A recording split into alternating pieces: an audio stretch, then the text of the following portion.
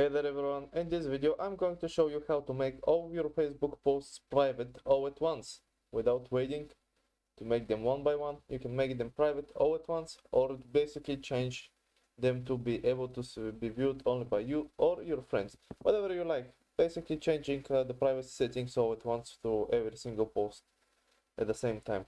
So open up your Facebook and let's go to the three-dotted menu right here. Then view your profile from here.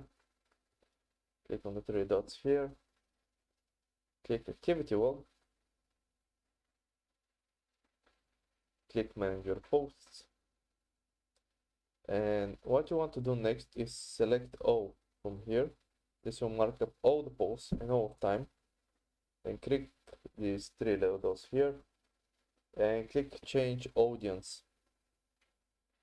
From here you can select Public, Friends, or Only Me. Select Only Me. Click Change.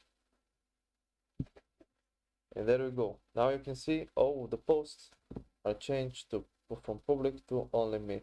You can change them back if you want to friends only.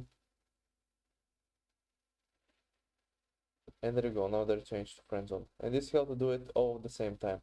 So hope this helped. If it did, leave a like, subscribe, and see you next time. Have a good one.